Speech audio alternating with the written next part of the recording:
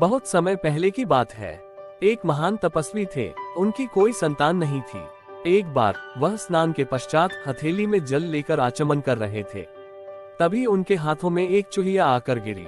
ऋषि ने आसमान की तरफ देखा तो उन्हें एक बाज दिखलाई दिया। वह समझ गए कि यही बाज चूहिया का शिकार करके ले जा रहा था और इसकी चोंच से यह चूहिया नीचे गिर गई। उन्होंने चूहिया के शरीर में जड़ी बूटियों का लेप लगाया। कुछ ही दिनों में चूहिया स्वस्थ हो गई। तपस्वी के यहाँ कोई संतान नहीं थी।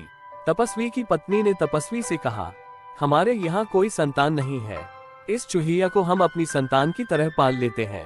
पत्नी की बात सुनकर ऋषि ने चूहिया को एक कन्या का रूप प्रदान कर दिया। ऋषि और ऋषि की पत्नी ने उस कन्या का लालन पोषण बड़े ही प्रेम भाव से किया। जब कन्या विवाह योग्य हो गई तो ऋषि की पत्नी ने ऋषि से कहा, कन्या विवाह योग्य हो गई है, इसके लिए कोई अच्छा सा वर ढूंढिए। ऋषि ने कहा, अपनी कन्या के लिए सूर्य से उत्तम कोई वर नहीं हो सकता।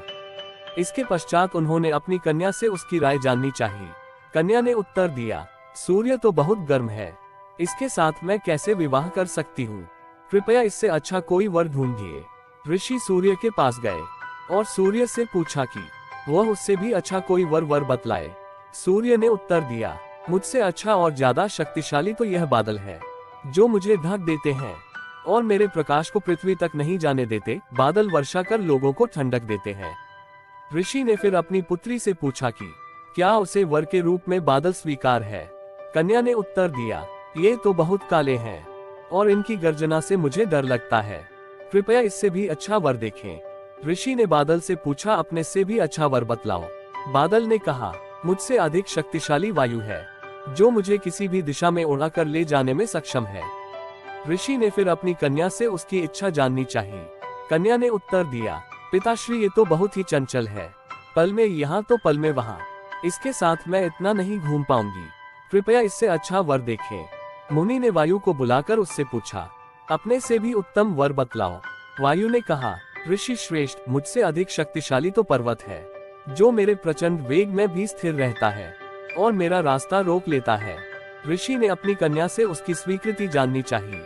कन्या ने कहा, पिताश्री ये तो बहुत कठोर और स्थिर है, कृपया इससे भी श्रेष्ठ वर ढूंढिए। ऋषि ने पर्वत से पूछा, अपने से भी श्रेष्ठ वर बतलाओ। तब पर्वत ने उत्तर दिया, ऋषि वह मुझसे भी श्रेष्ठ और शक्तिशाली तो यह चूहा है, जो मुझे भी तोड़कर अपना बिल बना लेता है। ऋषि ने मूषकराज को बुलाया और अपनी पुत्री से उसकी इच्छा जाननी चाहिए। ऋषि की पुत्री ने मूषकराज को देखा और देखते ही उसे उसमें अपनापन महसूस हुआ।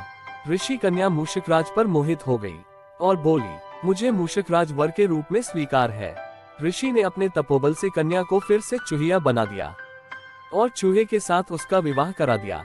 इस प्रकार चूहिया को उसके योग्य वर मिल गया और वह उसके साथ सुखपूर्वक रहने लगी।